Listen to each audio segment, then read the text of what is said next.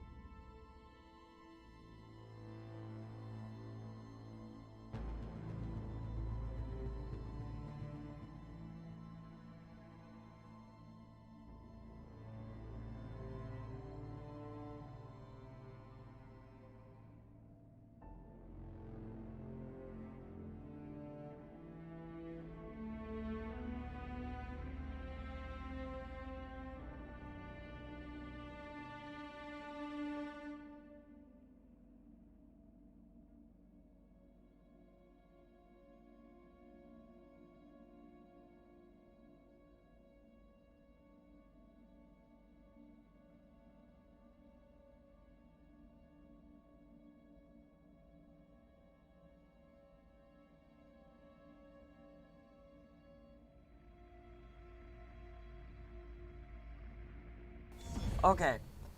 Sorry, I got pulled into a phone call that I had to take.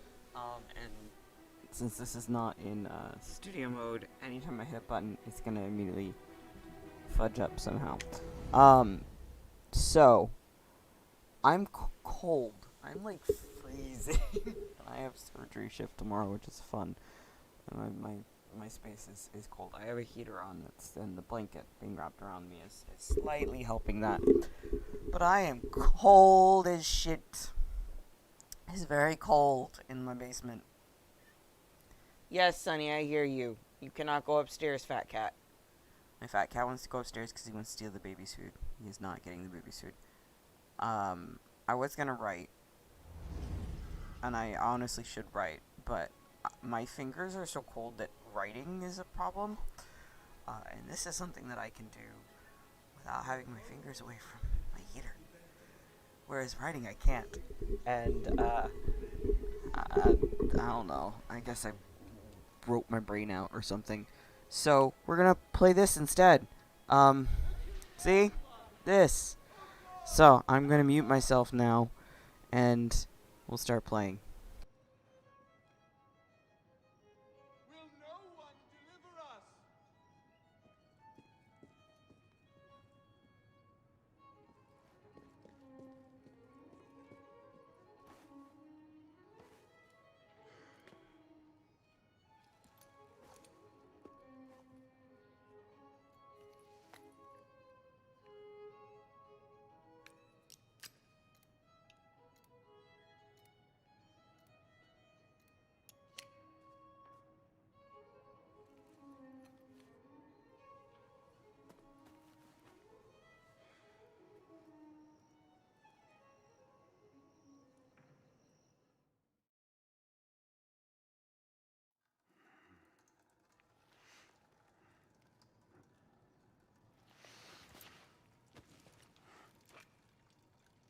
Where'd you come by this, piss pot? I'm in no mood for this. Give it back.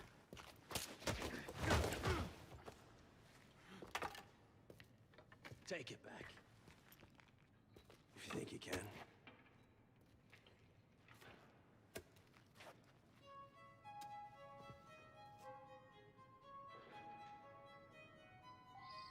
Make it bleed!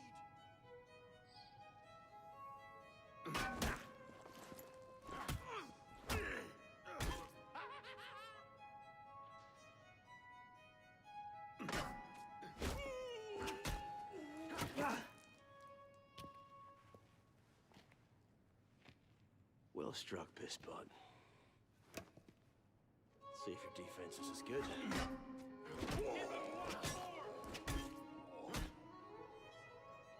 So much effort for a broken antique. The only broken antique in here is flapping his idiot jaw. Say that again. I've nothing more to say, old man.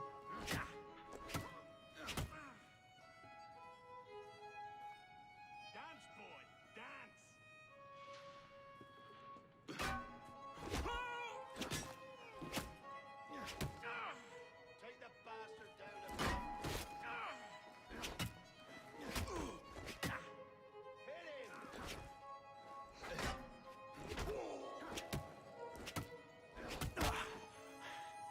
Give me what's mine, and go back to your crazy drawings, old man.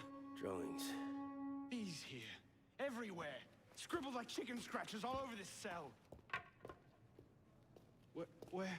Come here, you little piss ball. Get your hands off me! Look at the wall! What are you doing? Concentrate. Concentrate.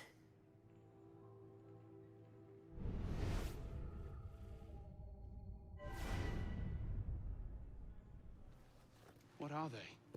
Messages from the past. I had myself thrown into half the prisons in Paris in search of these. What's your name, boy? Arno. Arno Victor Dorian. Dorian. Of course. Pierre Belek. I knew your father. Bully for you. He died at Versailles. In what? 76? 77? December, as I recall, no witnesses. How did you... Your father was an assassin, Arno. He gave his life, fighting for the liberty of all mankind. You stick with me, you might just live long enough to join the Brotherhood. Honor your father's memory. Listen, I'm sure your little cult is a delightful bunch, but I'm not interested. The only thing I care about is finding Elise. How are you planning on doing that from in here? Hmm?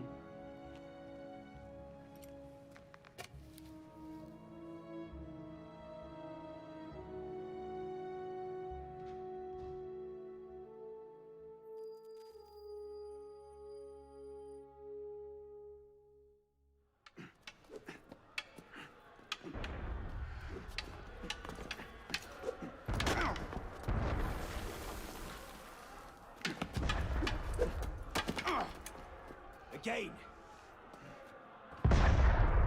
Ow! Focus, piss paw. What the hell is going on out there? Citizens are restless. Keep an ear open. Opportunity might just come knocking soon.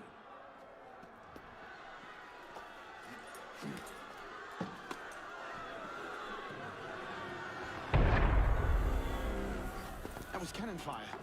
Sometimes opportunity sounds a lot like cannon fire. Secure the prisoners! Follow my lead.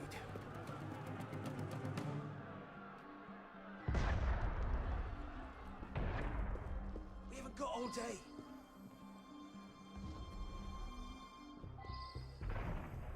You there? Prisoners up against the wall. On whose authority? I told you this was going to end badly. Silence! Stay back!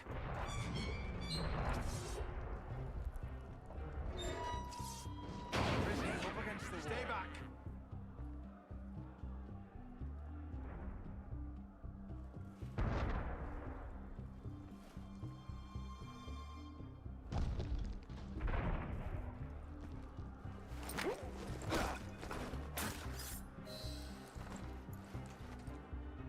Right, let's get out of this shell. You there! Oh, run like you mean it! What happens? Let me out of here! Hold on, Damien! I'm coming, lock! Keep them off me for a bit, piss pop. One of them stabs me, I'll haunt you to an early grave. Finish it!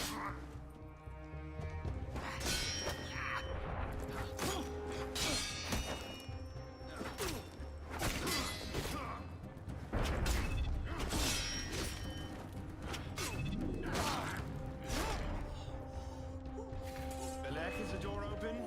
Right. We have a problem. I'll bring you Find down! us. Lovely.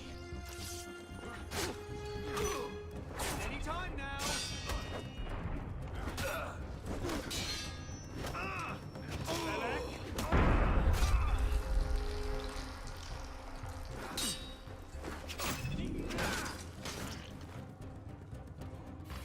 You've got to be kidding.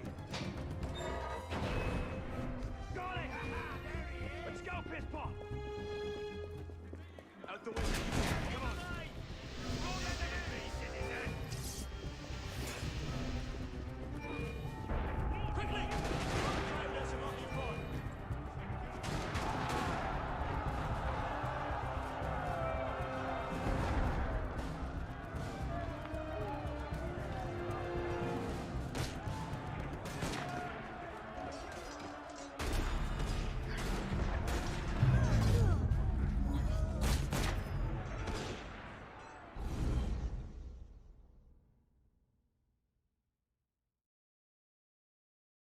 You've got to be kidding. Got it! Let's go, Pisspot! Out the window. Come on.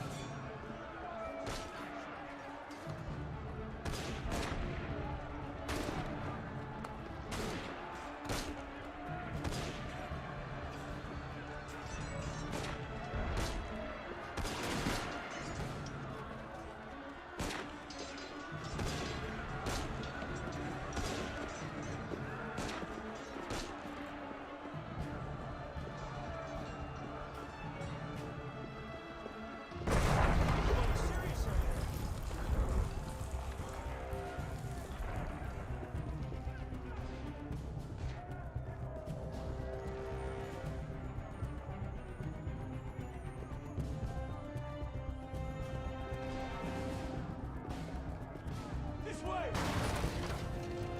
Fire! Fire, damn you! Stop the prisoners! Back in yourselves! Prisoners! Give up! There's nowhere to run! Throw down your weapons! Stop right there! Drop your weapons! Maggots take you! Where now? Up! Brilliant. And how do we get down again? Trust me!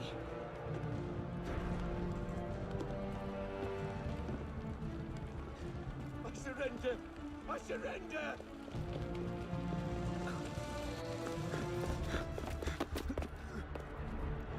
What are you waiting for, Pisspot? It's time to jump. What?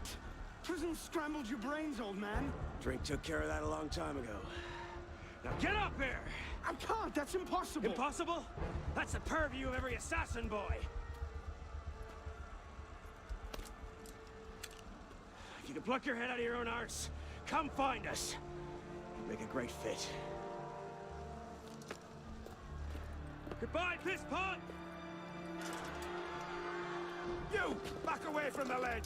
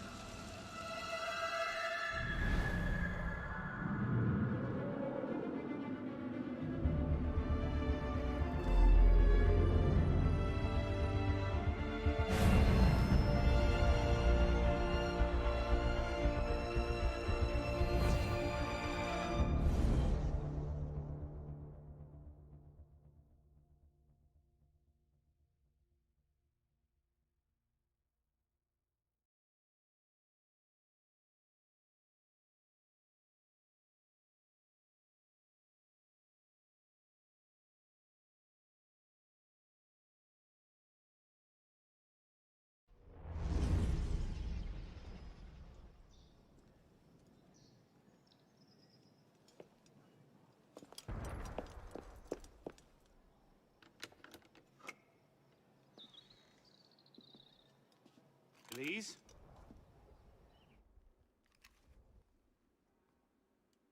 That's some welcome. One can't be too careful. Not after what happened. Elise, Haven't you done enough to repay my father's kindness? Elise, please. You can't believe I killed Monsieur de la Serre. Your father, he wasn't the man you thought he was. Neither of our fathers were. I know exactly who my father was, Arnaud. And I know who yours was. I suppose it was inevitable. You an assassin, me a Templar. You? Does that shock you? My father always meant for me to follow in his footsteps. Now all I can do is avenge him. I swear to you, I had nothing to do with his death. But you did. No. No! By my life, I swear I didn't. Is that? A letter intended for my father the day he was murdered. Read it.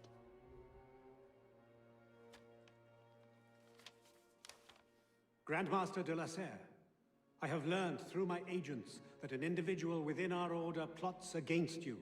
I beg you to be on your guard at the initiation tonight. Trust no one, not even those you call friends. May the Father of Understanding guide you, El. I found that on the floor of my father's room. Unopened. I didn't know. Neither did my father. How could I have known?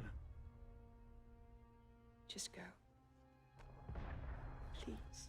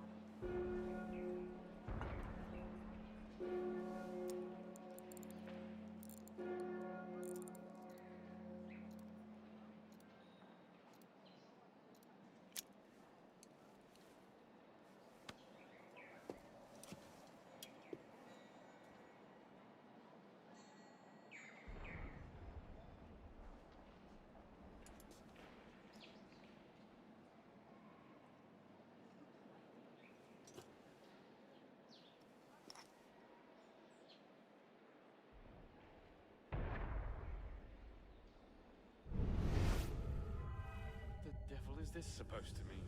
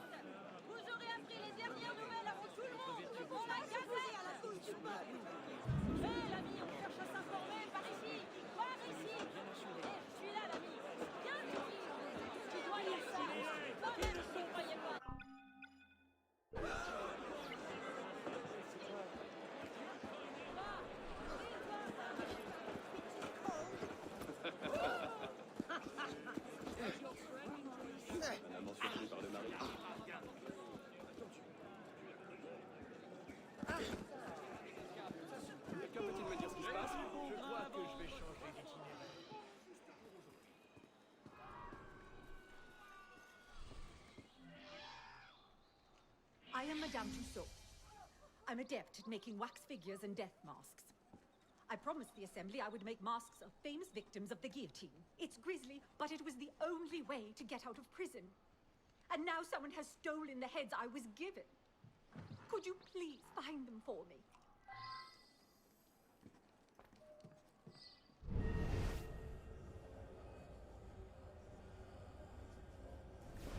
A friend found out something you might find important. She sent me this letter.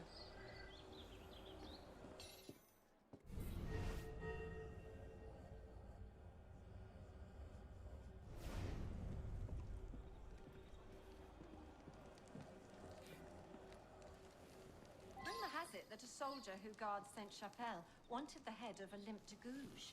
He was in love with her from afar. The judge at the Palais de Justice, who condemned Jacques Hébert, apparently wanted Hébert's head as a trophy.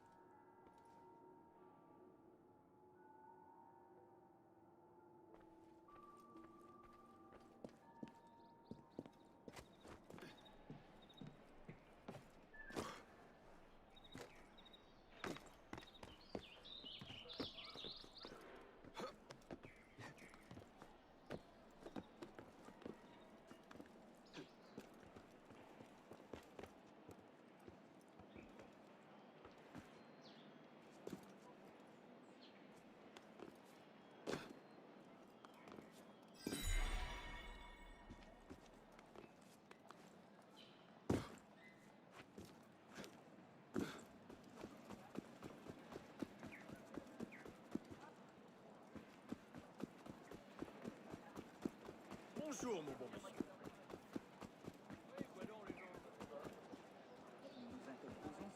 Attendez voir, attendez.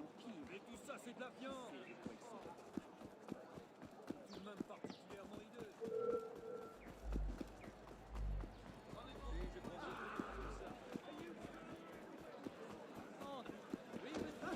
Bien, je ne sais pas trop quoi en faire. Allons, qui n'a pas sa gazette? Vous aurez appris les dernières nouvelles avant tout le monde dans la gazette.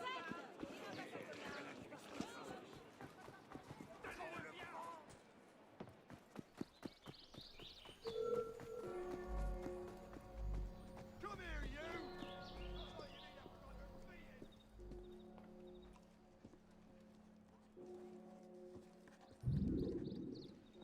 You have them. I can make the death masks and be safe. Oh, what a world in which we live.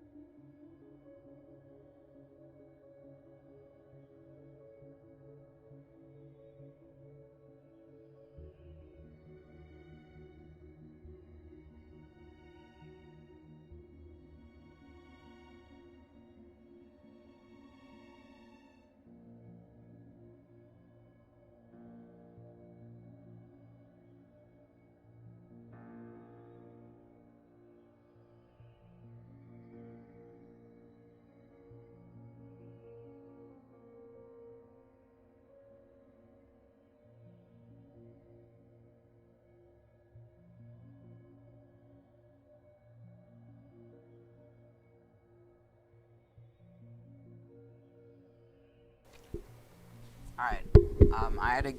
I got pulled away. I'm actually ending the stream here. Which was my intent all along. Except, you know, I got pulled away. So I was pulling up the database. That's what I was gonna do before I got yanked away from the computer. So, let's see what we've got here. That's been handled. I've read that one. I've read this one. There's nothing new to him. Nothing new to him. Pierre Belec. Born in New France sometime around 1740, Pierre Belec joined the French colonial militia at the age of 16. At the start of the 7 Years' War, he served with some distinction, earned commendation for valor at the Battle of Fort Bull, but mustered out and traveled to France in 1762. As luck would have it, just barely missing the massive purge of the colonial branch of the Brotherhood by the Templars. Don't worry, those don't happen anymore. Well, hardly ever. You know what? Lock your doors, just to be safe. He seems to have settled in Paris, judging from the numerous arrest records in his name over the next 2 decades. He may have been in the Bastille in 1789, but no conclusive proof naming him one of the prisoners has ever surfaced. And did Elise update?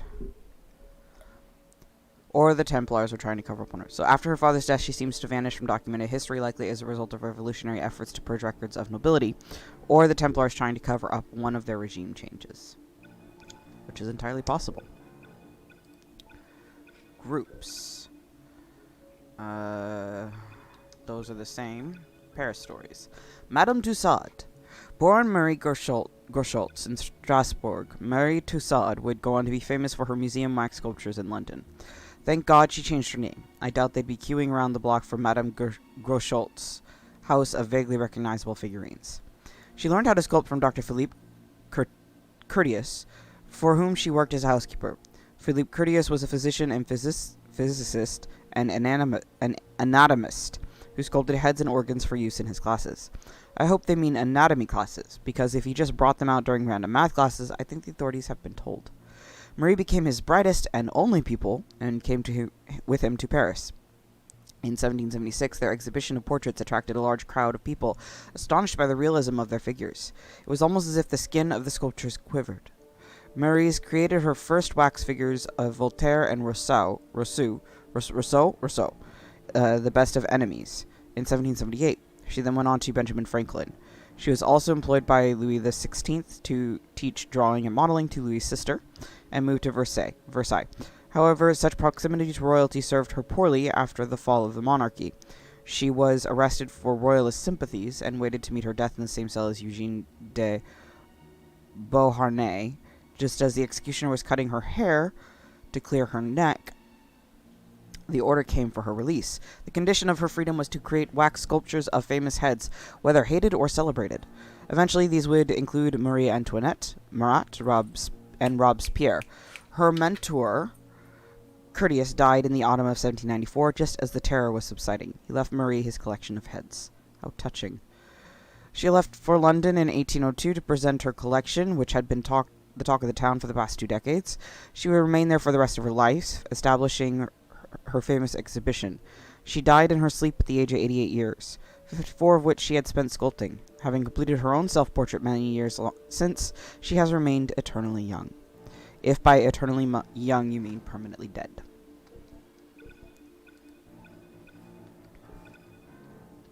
Churches. Notre Dame de Paris. Notre Dame de Paris is the most famous monument in Paris and historic heart of the capital. Its parvis is the point from which all milestones on the road of France are measured.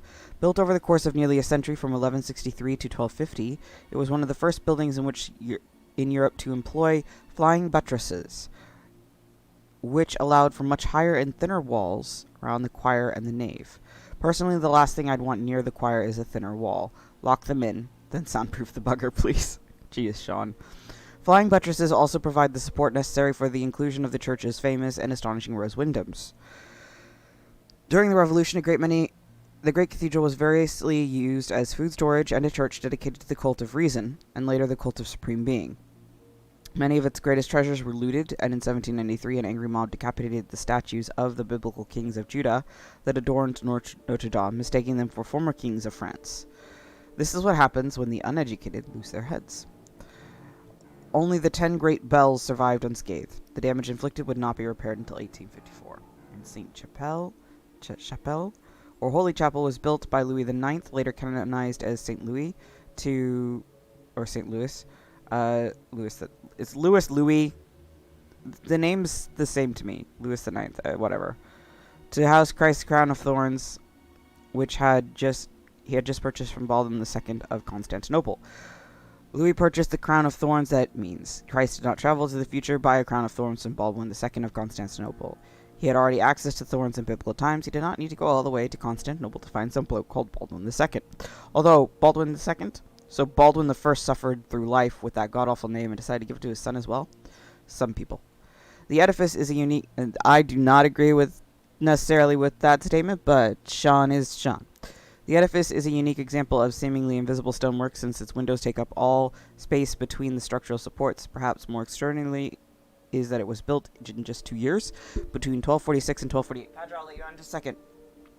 Believe me, I'm very familiar with European builders. Nothing else in their history has ever been built in just 2 years. Not even a small wall or miniature water feature. It is set on 2 levels. The lower level was for Parisians and the people of the court. The upper level was for the king and his family. On important occasions, the king presented the crown taken from the reliquary, to which he alone had the key, to the kneeling congregation. It came close to being demolished during the Revolution, but would eventually be used as a flower store, a club room for the Section de la Cité, and finally a store for archiving old papers, which effectively saved it since it served the people. It bore a sign proclaiming national property for sale until 1837. All the sacred vessels and precious books had long since disappeared.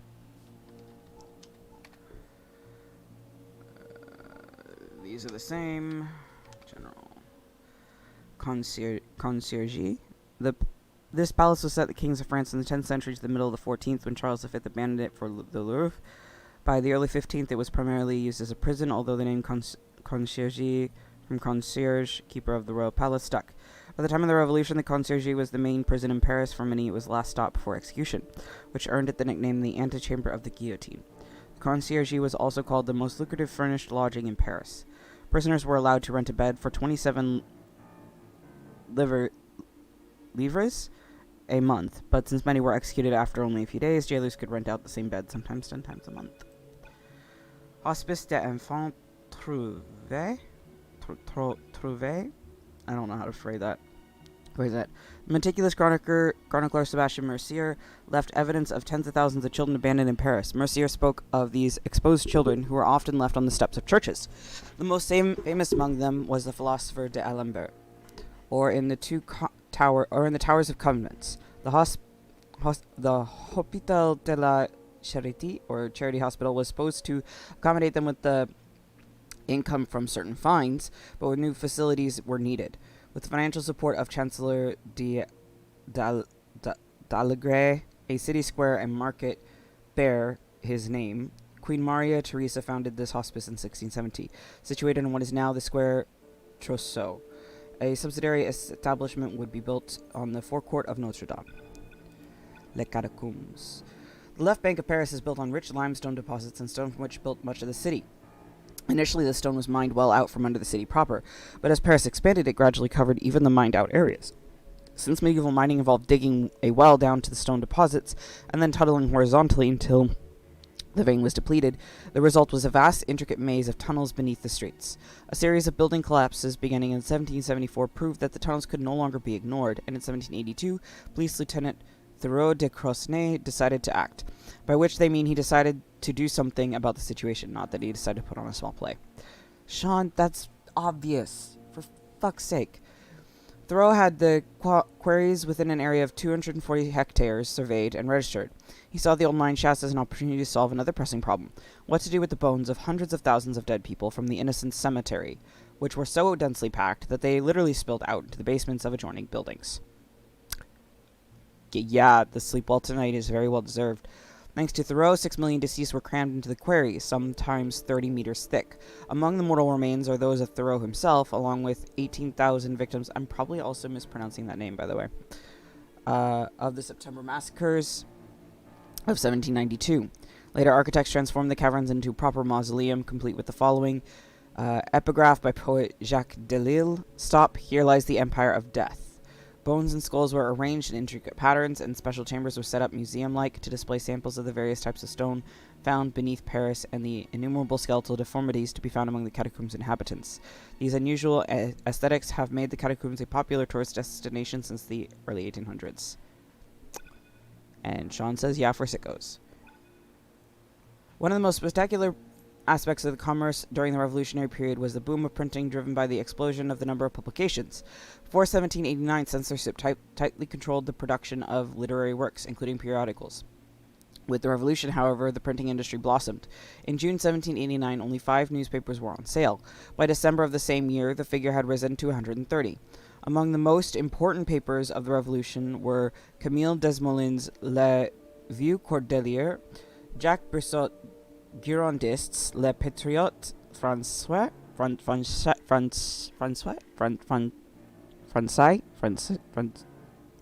I don't know, the French Patriot, and Jacques René Herbert's Le Pierre Duchesne, and Jean Paul Marat's L'Ami du Peuple, Friend of the People. These papers, my French is shit, by the way. I'm aware of that. These papers reach a huge number of Parisians, even though those who are unfamiliar with reading, since it was not uncommon to find individuals who read articles aloud in the middle of the street to persuade others. And the Bastille, which it did not change. Palaces. Palais de Justice. The ancient ornate building that overlooks the Tour de l'Horloge, with its elaborate clock featuring figurines of justice and law, was initially built in 1296 by Philip IV of France. In spite of his financial worries, it was here that he consolidated the dispensation of justice, although the judges soon came to be infamous for their corruption. During the Revolution, the Palais housed much feared revolutionary tribunal.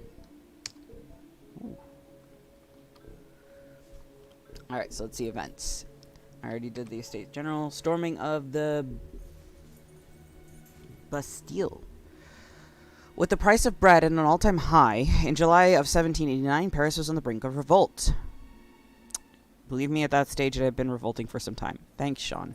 When word reached the city that Louis XVI had dismissed his finance minister, it was taken as a sign of an impending coup attempt by the conservative factions within the government. Seeking to arm themselves against this coup, a procession of radicals gathered and headed for the left bank, where they seized some 40,000 muskets from the armory at the Hotel des Invalides. However, there was no powder or shot to be had, and so the revolutionaries made for the Bastille. At the time, there were over 30,000 pounds of gunpowder and shot stored within the prison. The governor, Bernard René de Launay, had less than 100 men, mainly veteran soldiers and Swiss guards, to hold the prison against perhaps 1,000 insurgents. De Launay refused to surrender, and his forces were quickly overwhelmed. The powder was seized, and the prisoners, all 7 remaining in the Bastille, were freed. When told of the attack by the Duke of La Rochefoucauld, Louis XVI reported to ask, "Is it a revolt?" The Duke replied, "No, sire, it is a revolution." You say tomato, I say tomato. Actually, that one doesn't work so well written down. Yeah, I could tell. Songs.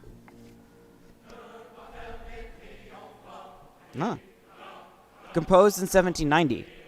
The song glorifies the events surrounding July 14, 1789, and recounts the episode that led to the taking of the Bastille.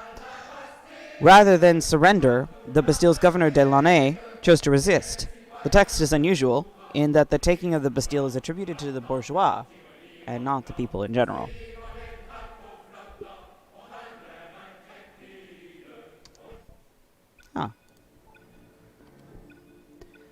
New decrees from National Assembly. Many a hateful law has been abolished from the seigneurial courts, game rights, and the buying of magisterial positions to immunities from taxation and undeserved pensions. They vow more is to come. Our brilliant citizen scientists Laplace, Condorcet, Borda, and Lavoisier will publish a serialized production to and defense of the proposed metric system coming soon in the Journal de Paris. La Bande Noire, dubious auctions. Going. A private auction will be held at 12 de la Rue de Buchy on the 14th of Messidor. In dire need of sturdy wood and stones to repair your old abode, or a baptismal font to remember the old ways, knock 4 times, ask for Flavian. No questions as to the provenance will be answered. Madame Tussaud's peculiar skill, the extraordinary Marie Tussaud is able to fashion lifelike features out of mere wax. You will swear her artworks were about to breathe, though many of her models have breathed their last. La Patriote, 1789.